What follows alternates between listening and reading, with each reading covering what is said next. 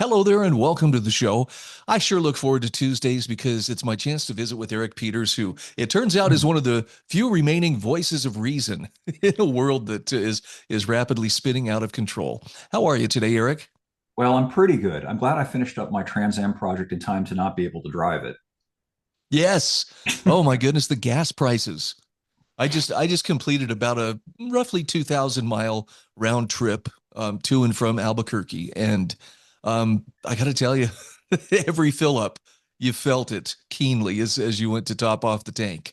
Yeah, I feel your pain because my Trans Am is kind of similar to your Dakota SUV that you were driving, in that, it has a 22-gallon tank. So filling that tank is about $100 proposition now.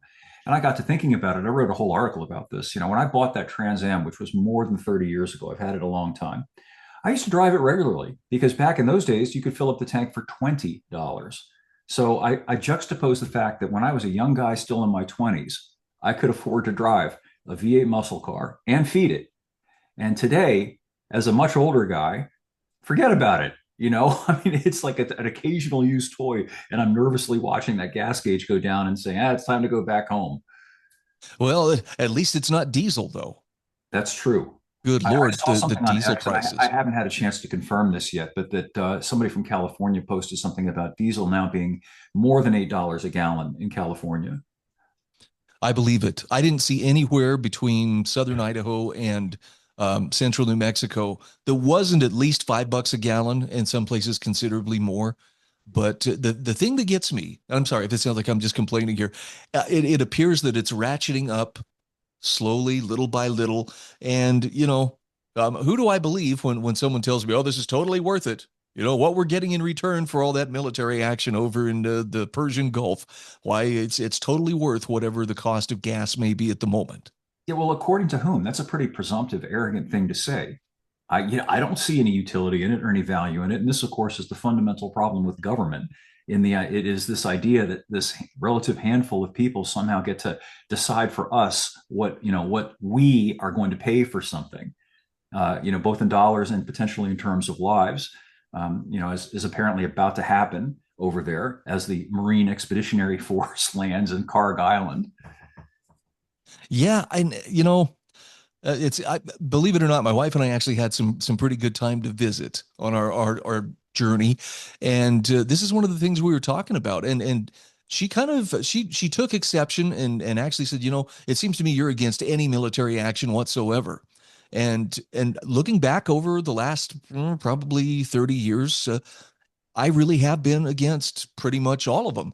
But in my defense, I can't think of any of them that were actually justified. And I mean, the first Gulf War, like a lot of people, I'm paying $1.50 for gas. I don't want that. Why kill those wacky Iraqis and whatnot?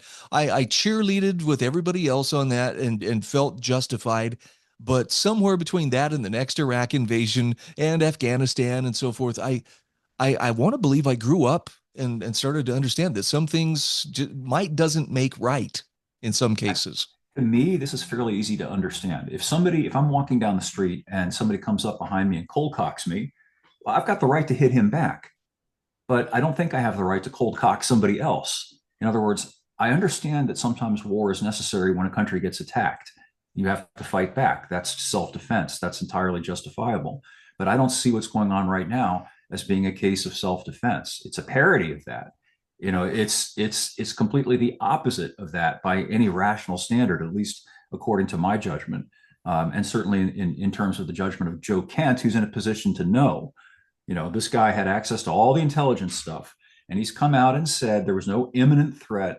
The Iranians weren't about to lob missiles at the United States. So, clearly this was a war of choice, an aggressive war launched without any cause. And that's a war crime under the Nuremberg standard that was used to hang the remaining Nazi leadership. I know this is probably going to rankle some of my true believers who think that anything America does militarily is by virtue of the fact that it's America doing it righteous. But the high level assassinations while in the middle of negotiations. I mean, and Trump even compared it to Pearl Harbor, laughing with, I guess it The was the Japanese Japanese. prime minister. It's like, what, I guess now it's okay. It just seems to me that is the epitome of the whole we're big, we're strong, therefore anything we do is right. And I We're don't buy that. nefarious. I don't buy it either, and we're nefarious. I like that you brought that topic up because it's true. You know, you're supposedly negotiating in good faith, and the precedent that was set by this is disastrous. Because going forward, what country, if we have an issue with some country over something, is going to be willing to negotiate with the United States? Would you? Would you sit down at a table knowing that probably these guys are right about to, to stab you in the back and kill you and your family? Of course not. It's undermining all of the norms of civilized society, even to the extent of war. There is a degree of civility that should attend war, not, anything goes. That's the reason why there is a Nuremberg Code. It's the reason why even the Germans didn't use poison gas, for example, in World War II. There were limits. Now it seems that there are no limits. God help us for what's to come, because as you and I talked about before on another episode, I feel that Trump has painted him and by dint of that us into a corner. I don't see a good way out of this, especially for somebody like him who's such an egomaniac. For him to climb back down and in any way concede, yeah, this was a mistake, we shouldn't have done this, I think is going to be extremely difficult for him to do psychologically. Well, and you have an excellent article that was just published about MAGA's COVID moment. Yeah. Let's talk a little bit about this because if we had a chance to learn, COVID was it. 6 years ago, we were deep in the middle of some of the harshest lessons any of us would ever learn. Yep. Talk to me about how MAGA is having one of those tests at this moment. Yeah. Well, back then, certainly by the summer of 2020, most of us could see that at the very least, the whole COVID thing was grossly hyperventilatingly overstated. And that was the time to say, you know what? I'm not playing along with it any longer. I'm not going to pretend that the Black Death is afoot. I'm not going to wear the mask. And if we had done that, the whole thing would have ended a lot sooner than it did. Well, we're facing a similar choice right now with regard to MAGA, or Trump specifically, because Trump has, in my opinion, become a liability to MAGA. I'm still an America First guy. I want to see this country do well. I want to see the interests of Americans put first. That's not what Trump is doing. And I feel that at this point, if we, like Joe Kent, Joe Kent divested himself from Trump, and made a clean break. And I think if we don't do that at this point, we're going to go down with the sinking ship. It's going to be a situation where, by association, anybody who backs going forward, anybody who continues to back Trump is going to be seen as somebody who backed this stupid, evil war, backed, forgetting about the Epstein stuff, all of that, and will be cast into disrepute for a generation. I mentioned in the article, we go back to the era of the Great Depression. Herbert Hoover was very popular when he was elected in 1928. Then the stock market crashed, and republicanism became kind of a cuss word for generations after that. Fairly or not, the Republicans took the blame for the collapse of the stock market and the economic chaos that happened. That's what's happening right now with Trump because of this stupid, evil war. And if things don't change radically very soon, and assuming we do have midterms, I predict there's going to be a backlash of unimaginable hugeness, to use Trump's favorite word, against MAGA, and that And he we'll doesn't come see back to this bite us coming. bigly. It will come back to bite us bigly. On our side, we've been fractured and demoralized by what's going on, and on the other side, they are energized. They're furious. This presents a political disaster for MAGA, for the nationalist populist movement. The Trump no longer leads. We don't owe him anything. This is a really important point, particularly since he betrayed us. We don't have an obligation to blindly support this man just because he's the president. Sorry, that doesn't work for me. I'll support him as long as he supports the MAGA movement. Now that he's no longer supporting it, I no longer support him. And by that same token, we are not duty bound to support, and I'm going to use air quotes, Republican leadership that nonetheless still seems to do the bidding of the uniparty at every turn. Some people, but Bryan, these are the guys that will give us a chance. They'll at least give us the time to make things work. No, what you're banking on is they're going to make the evisceration of our remaining liberties a little less graphic or a little less painful, but it's still taking place. That we don't owe them anything either. I think it's actually going to be far worse than that. I think the more recent example that perhaps is helpful is to remember George W. Bush and remember the damage that he did. We got Barack Obama because of George Bush. because of the stupid wars that he got us involved in. People initially just loved him. I remember the rah-rahing after 9/11. He's the war president. He had like a 90% approval rating after 9/11. By the time the whole thing was over, his approval rating was like 30% or something. He was one of the most reviled presidents in modern American history until now. And you can only imagine, we got Barack Obama last time. What do you suppose we're going to get in 2028? Gavin Newsom, if we're lucky. And think And now, all the precedents that Trump has set now of becoming essentially an autocrat, ruling by decree, contemptuous of any rule of law, any process whatsoever. Just, to use the words that Bush used, I'm the decider. I get to decide. That's going to be great fun when we get somebody like Gavin Newsom in there, or who knows, Abigail Spanberger possibly. goodness. Well, and what this highlights, at least in my thinking, is every single one of us, even though we don't hold high political office, every single person within earshot still has a decision to make at some point. Going back to the IQ test that COVID gave us, there comes a point where you have to decide, will I go along with this just because I want to avoid criticism, or maybe I totally believe in it, or will I just, lay low and try not to draw any attention to myself, or will I choose to step away, separate myself from the rest of society, even if it's a majority, and do what I believe is the right thing, even if it costs me, my reputation, if it costs me my job, family, friends, or whatever. I'll do what my conscience tells me is the right thing to do rather than play along with something that I know isn't right. Yep, it's a crucible moment, and it may seem difficult in the moment, and it is. I don't want to downplay the difficulty of it. We all went through that during COVID, but I can tell you from my own part that I'm very, very pleased with myself that I didn't give in to the pressure to wear the mask, or far more importantly, get jabbed. I know it was the right thing to do, and I'm so happy that I made the right decision. And I feel bad for the people who bowed to the pressure and did those things, some of whom now are suffering debilitating health consequences, not to mention just the psychological ickiness of knowing that you gave into it and that you did what they told you to do. And I would hope that the people who understand what you're saying and understand the point I'm trying to make here, that sometimes the most patriotic, right thing to do is the exact opposite of what everybody else is doing. I hope you understand. Yes, there's not a majority of us, but you're not alone. And draw courage from other people. I know I have done this. I did it throughout COVID. I like to think in some cases maybe I provided courage for other people to stand up for what they believed in. But we've got to have each other's backs. And I guess that starts with, first of all, knowing you're not alone. You're not the sole person who's out of step here. But look around you at the people who are out of step.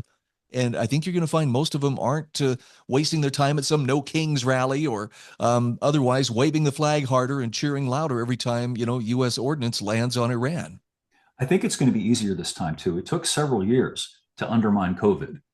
That was a difficult period for me personally, having to deal with that. And for you too, I'm assuming. And now, though, this whole thing is imploding, in a matter of weeks.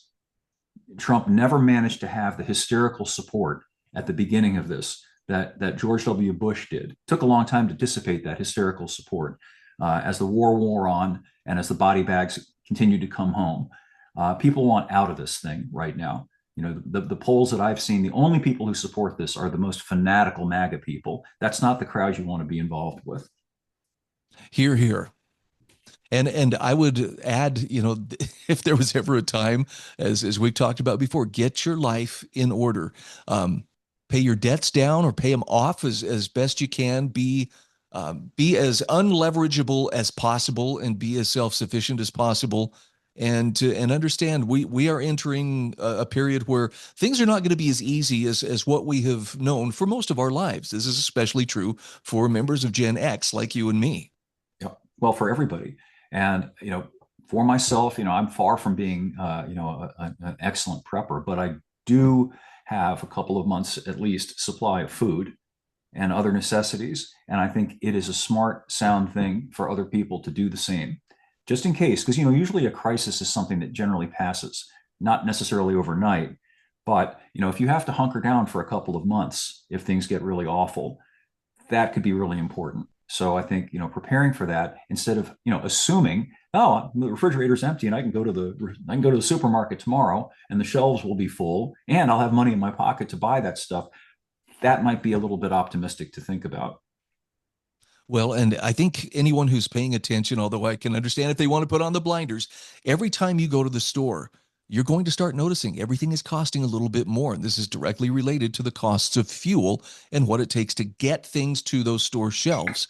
So if it makes sense, a few extra cans of this or another extra tube of toothpaste or whatever, it doesn't hurt to stock up. I think ideally what we should all have is some version of a small store, in our basement or in a closet somewhere, of the stuff that we use on a regular basis. Just enough that you don't have to run down to the store every week or every other week, to try to pick it up. See if you can set some aside and then be grateful when you're not down there with the mob of people who's, panic buying like we saw when they did the lockdown 6 years ago. Yeah, and here's another thought. I am thankful that this crisis seems to be percolating as we move into spring and summer, which means at least people in this country aren't going to freeze to death, if they have problems getting fuel, get propane, and so on. But, I know it seems like a long way away, but next winter is only about 8 months away, right?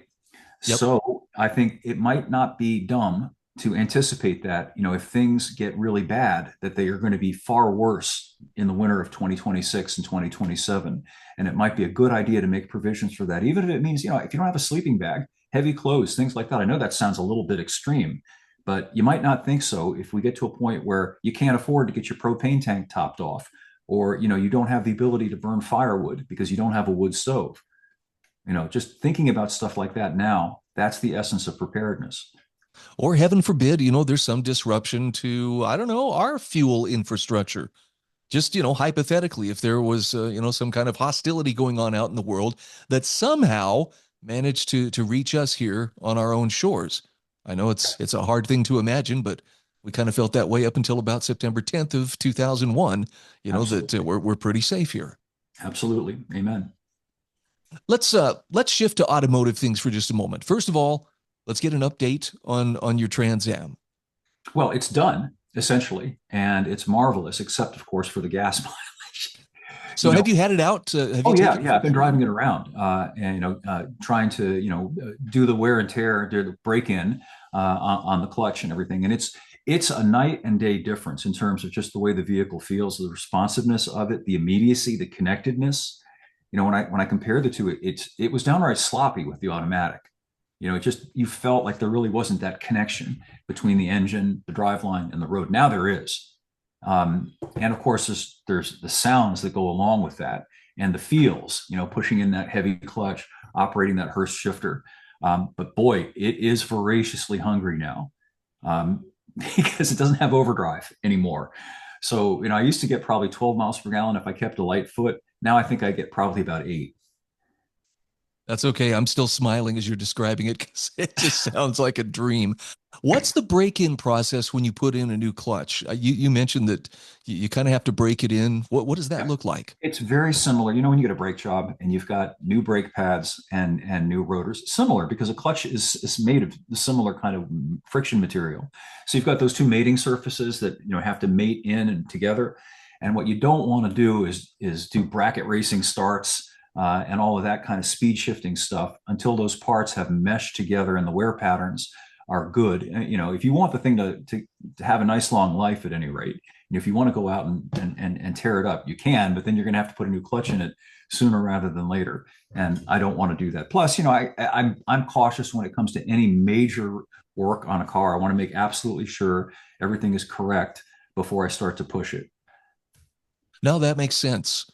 Well, I'll have to spend a little more time on your site. Have you had a video yet? Have you made a video of No, yourself because I've got driving? to get Dawn to go for a ride with me to do the filming because it's kind of difficult to take a video and shift at the same time. I could see that. Yeah. Yeah. So I've got Well, to get her to hold the camera and watch the whole process happen. nice. Any other automotive news in terms of what have you been reviewing lately? Anything that stands out? I don't know. You had a write up on, I think it was the Volkswagen GTI. Yeah, I did, and that's a bittersweet one because you and I can remember. The original GTI that came out in the late 70s and the early 80s was a very affordable car based on the Rabbit slash Golf now. You know, they called it the Rabbit back then. It was like $8,800 brand new. And it came only with a manual transmission because obviously, you know, people who wanted the GTI were guys like us who enjoyed driving with gusto. Well, now it's automatic only, and you can thank compliance pressure for that.